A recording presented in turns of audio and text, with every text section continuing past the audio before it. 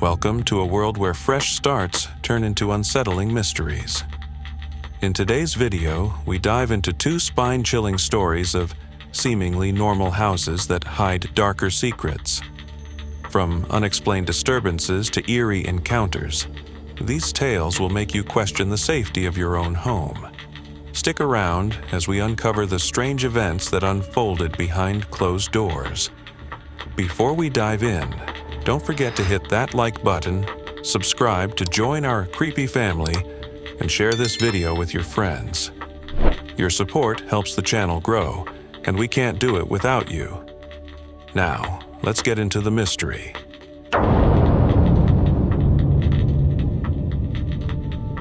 When I first pulled into the driveway of my new house in Cedar Falls, Wisconsin, I felt a mix of relief and anxiety. The house was a modest two-story place tucked into a quiet cul-de-sac with maple trees lining the street.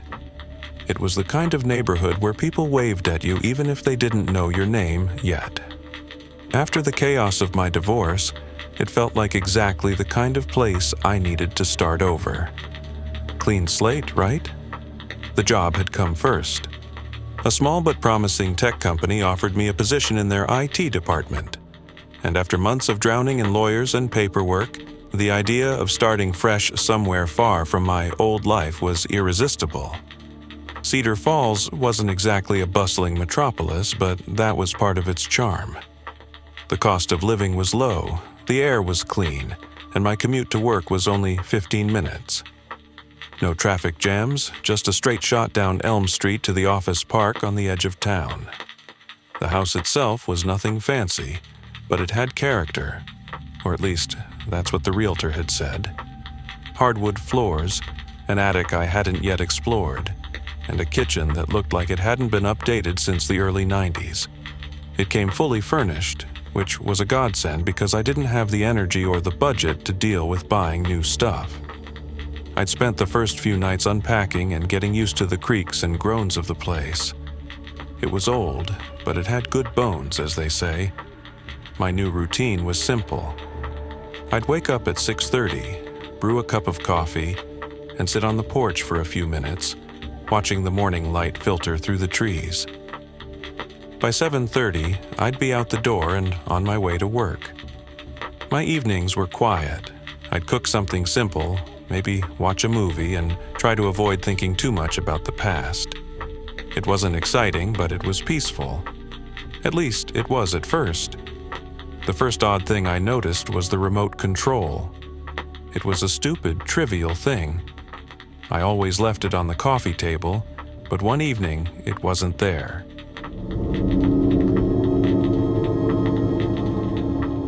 I found it on the armrest of the couch. At the time, I figured I must have put it there without thinking. Divorce brain, I told myself. Too much on my mind. But then it happened again and again. Then there was the window in the living room. I'm the kind of person who's paranoid about leaving things open. Every morning before work, I'd make a point of checking that all the windows were closed and locked. But twice now, I'd come home to find the living room window cracked open just an inch. The first time, I thought maybe I'd forgotten to lock it properly. The second time, I started to feel uneasy. Little things kept piling up.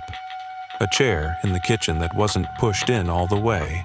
A faint, unfamiliar smell in the upstairs hallway, like stale cologne or old wood. My toothbrush felt wet one evening when I went to brush my teeth, even though I hadn't used it since the morning. I told myself it was nothing. I was imagining things. Adjusting to a new place can mess with your head, right? Still, I started double-checking everything. Before leaving for work, I'd make a mental note of where things were. Remote on the coffee table, kitchen chairs pushed in, all windows locked. When I came home, I'd scan the house, looking for anything out of place. Most days, everything was exactly as I'd left it. But not always. One night, I came home late after grabbing dinner with a coworker. As I walked through the front door, I noticed the faint hum of the refrigerator. Nothing unusual about that. But when I stepped into the kitchen, I froze.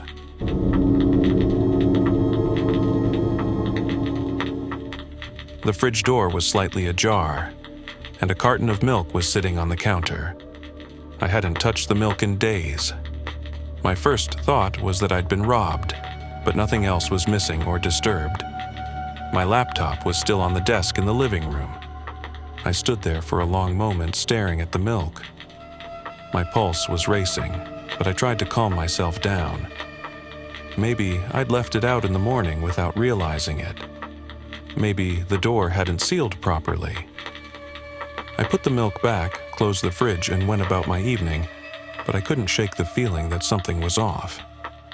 A week later, it happened again. This time, it was the attic. I'd never been up there, hadn't even thought about it really. The pull-down ladder was tucked away in the ceiling of the upstairs hallway. But as I walked past it one evening, I noticed it was slightly lowered. Not all the way, just enough that the latch hadn't caught. My stomach dropped. I grabbed a flashlight and stood beneath the ladder, staring up into the dark. The attic was pitch black, and the beam of my flashlight barely pierced the gloom. "Hello?"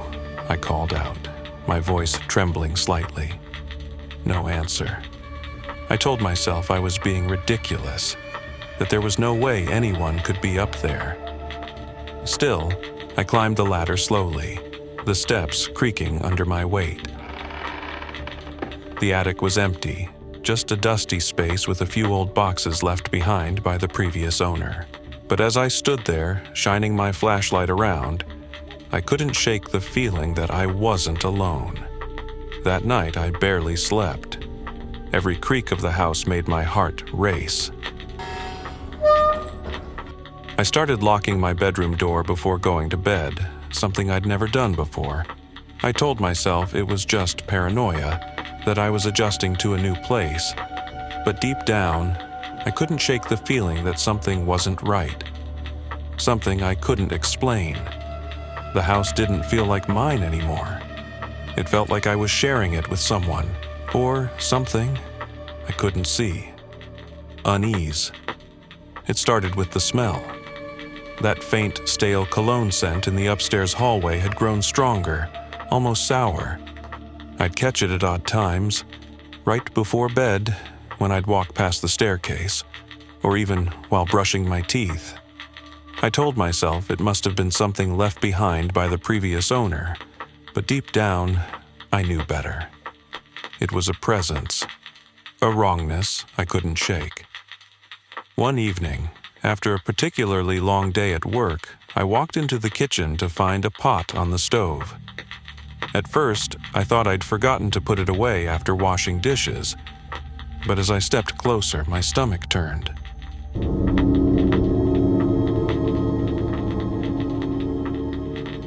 The pot wasn't empty. A thick, congealed mess of what looked like oatmeal clung to the bottom, its edges crusted and burnt. I hadn't made oatmeal in weeks. I stood there, frozen.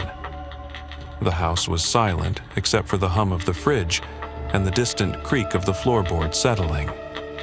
My hands shook as I reached for the pot. The smell hit me. Something sour, metallic, and utterly wrong. I slammed the lid back on and backed away. My first instinct was to call the police, but what could I say? "Hi, I think someone's been cooking oatmeal in my house while I'm at work." I felt ridiculous. Maybe it was my imagination. Maybe I'd made the oatmeal and forgotten, but the thought didn't hold. I couldn't ignore the small details anymore.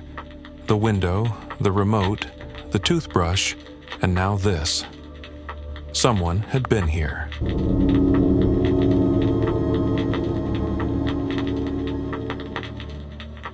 Someone had touched my things, used my kitchen. The realization hit me like a punch to the gut. That night, I sat in the living room with all the lights on, my phone clutched tightly in my hand. I jumped at every sound, the creak of the stairs, the whisper of wind against the windows. My mind raced with possibilities. Was it a neighbor? A squatter? Someone I'd pissed off without realizing it? My head spun with questions, none of which I could answer.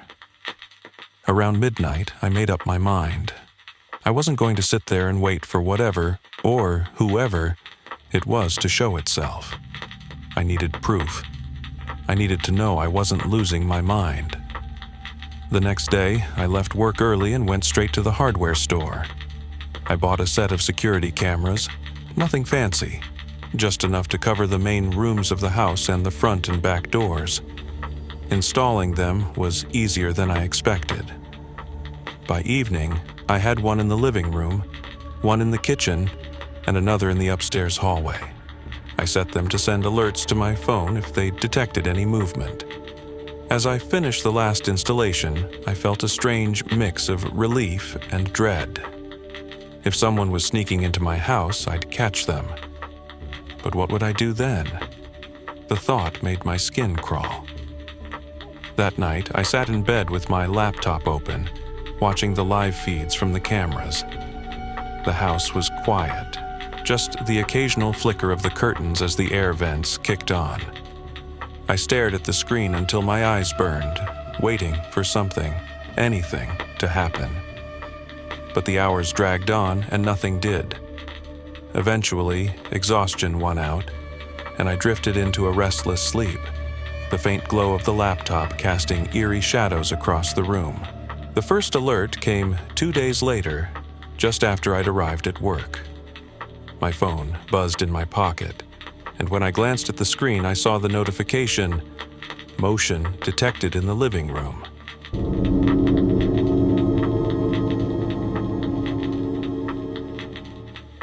My stomach dropped.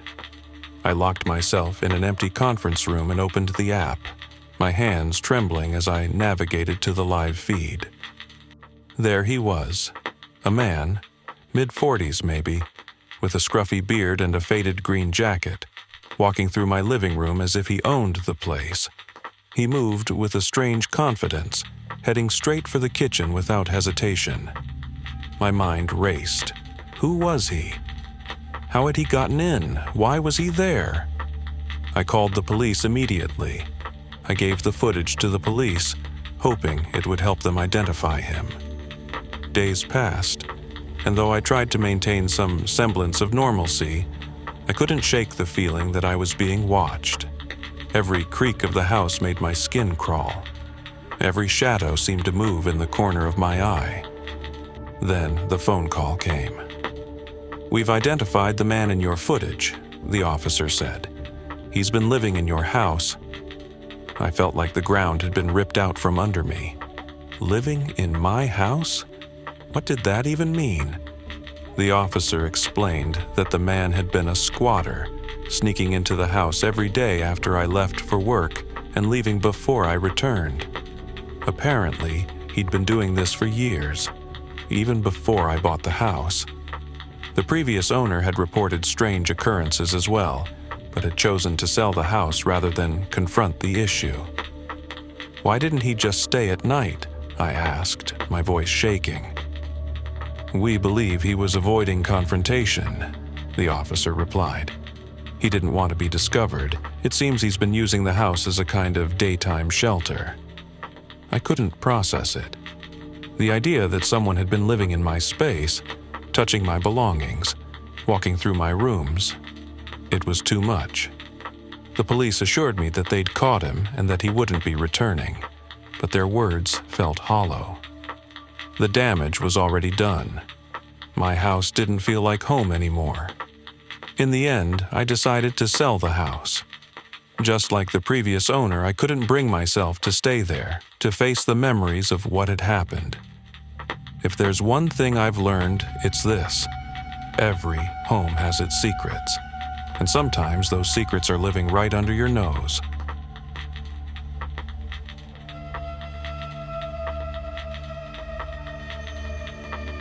When I first saw the house, I knew it wasn't perfect, but it was ours. A fixer-upper perched on a quiet ridge overlooking miles of forest. Ellie and I weren't looking for much, just a place to call home, away from the noise of the city. Blackthorn Ridge felt like a fresh start. The previous owner had passed away, leaving the house vacant for years, and though it needed work, we were ready for the challenge. Or at least, that's what we told ourselves. The first few weeks were uneventful. We scrubbed decades of grime off the walls, replaced creaking floorboards, and even started repainting the kitchen. But one night, while Ellie was working late, I noticed something strange. I was on the second floor, patching up a hole in the drywall, when I heard what sounded like footsteps on the roof.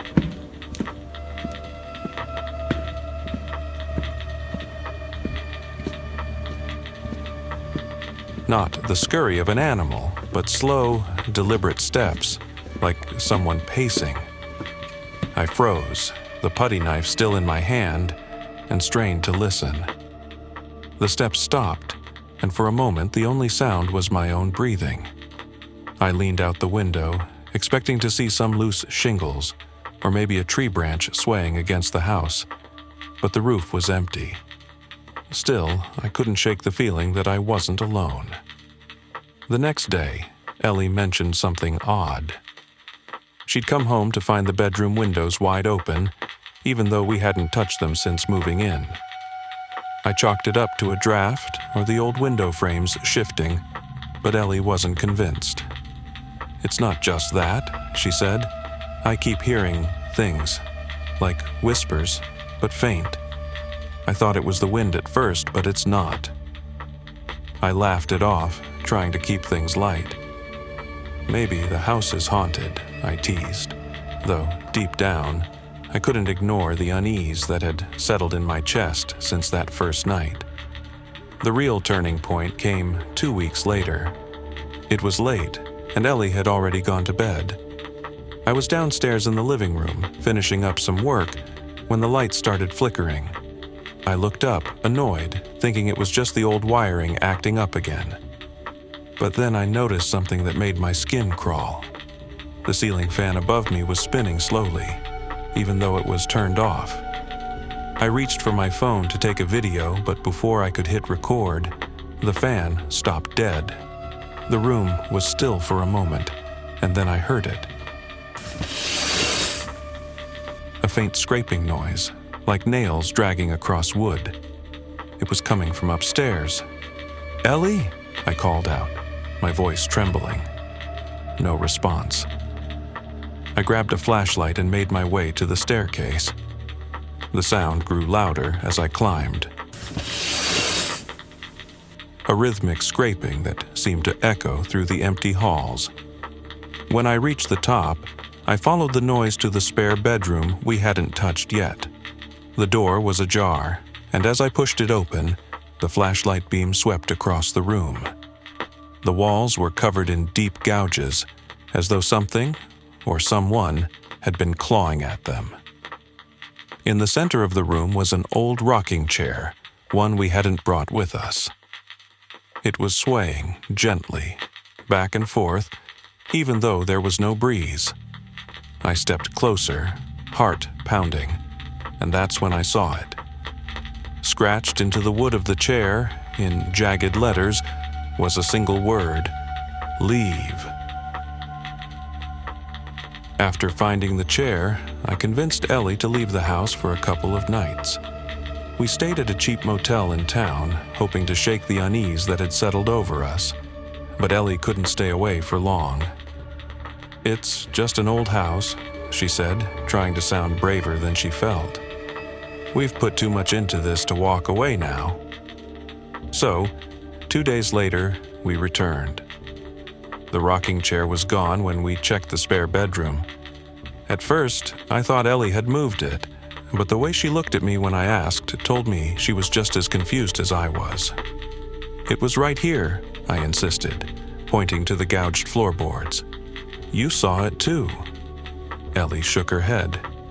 "Maybe someone broke in and took it." Her voice wavered. "I mean, the house isn't exactly secure." I wanted to believe her, but deep down, I knew no one had taken that chair. Whatever had been in that room, it didn't need doors or windows to come and go. That night, we both tried to act normal. Ellie poured a glass of wine, and I distracted myself by patching up the gouges in the spare bedroom. Around midnight, I called it quits and headed downstairs to lock up. The house was eerily quiet, except for the faint creaks and groans of old wood settling. But as I turned the lock on the front door, I felt it. A faint vibration, like someone knocking softly from the other side. I froze, my hand still on the lock. "Ellie!" I called out, my voice barely above a whisper. She didn't answer. I waited, holding my breath, but the knocking didn't come again. Finally, I turned the deadbolt and hurried back upstairs, telling myself it was nothing. Ellie was already in bed when I got to the bedroom, her back turned toward me. "Did you hear that?" I asked, climbing in beside her. "Hear what?" she murmured sleepily. "Never mind," I said, pulling the covers up. But as I reached for the bedside lamp, I saw something that made my blood run cold. On the far wall, where we'd hung our wedding photo, there was a handprint. It was faint, smudged into the pale blue paint, but unmistakable. And it wasn't mine. It wasn't Ellie's either. The fingers were too long, the palm too narrow, almost skeletal. I didn't say anything to Ellie. I didn't want to scare her. Instead, I waited until she fell asleep and crept out of bed, flashlight in hand. I went room by room, checking every door, every window, but everything was locked tight. When I finally made my way back to the bedroom, I found Ellie sitting up in bed, wide-eyed and clutching the sheets. "Did you go into the kitchen?" she whispered. I shook my head. "Why?" She didn't answer. She just pointed toward the open bedroom door. That's when I heard it. The faint clink of silverware coming from downstairs.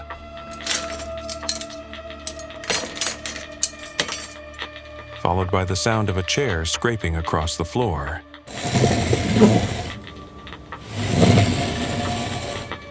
I wanted to run, to grab Ellie and leave right then and there, but something kept me rooted to the spot. The sound of the chair scraping stopped, and the house fell silent again. For a moment I thought it was over, but then I heard footsteps, slow, deliberate, and heavy. They were coming up the stairs. Ellie grabbed my arm, her nails digging into my skin. "Do you see that?" she whispered. At first, I didn't know what she meant, but then I saw it. A shadow stretched across the hallway floor, just beyond the doorframe. It didn't belong to either of us. It moved, shifting unnaturally, as though whoever or whatever it belonged to was standing just out of sight. "Don't move," I whispered, though I wasn't sure if I was saying it to Ellie or myself. My heart was pounding so hard I thought it might burst. The shadow lingered for a moment, then slid away, disappearing down the hall. We didn't sleep that night. Instead, we sat in bed, clutching each other, and waited for the sun to rise. But when morning came, it didn't bring relief. In the daylight, we found the dining room in complete disarray. Every chair had been dragged out and turned upside down, balanced precariously on the table. The kitchen drawers were open, utensils scattered across the floor, and scratched into the surface of the dining table, in the same jagged letters as before, was another message. "Stay out." After the night of the shadow and the overturned chairs, Ellie and I couldn't shake the feeling that we were intruding in a place we didn't belong. Every creak, every draft of cold air felt like a warning. I kept telling myself it was just the house settling, but the unease wouldn't let up. Ellie was quieter than usual, her eyes darting toward shadows that weren't there. We stopped talking about the incidents. It was easier to pretend they weren't happening. I threw myself into fixing up the place. trying to make it feel like ours. Ellie spent her time rearranging furniture and planting flowers in the garden. But no matter what we did, the house seemed determined to remind us it wasn't ours to fix. One night, as I lay awake listening to the wind rattle the old windows, Ellie whispered, "Do you think it'll ever stop?" I didn't answer her. I didn't have an answer. A week later, Ellie came home to find the dining room completely empty. Every piece of furniture was gone. The table, the chairs, even the rug. We found everything piled neatly in the basement, arranged in a circle. At the center was one of Ellie's sweaters, folded perfectly, though neither of us had put it there. That was the last straw for her. "I can't do this anymore," she said, her voice trembling. "This house, whatever it is, it doesn't want us here." I wanted to argue, to tell her we'd invested too much to just give up. But the truth was, I felt the same way. Every night, I'd lie awake, waiting for something worse to happen. And every morning, I'd wake up relieved that we'd made it through another night. We put the house up for sale the next day. Looking back, I still don't know what we experienced in that house. Was it something supernatural, or just the result of our own fears and imaginations feeding off the isolation of that place? But if I've learned anything, it's this. Some places aren't meant to be tamed. They have their own stories, their own rules, and sometimes the best thing you can do is leave them alone.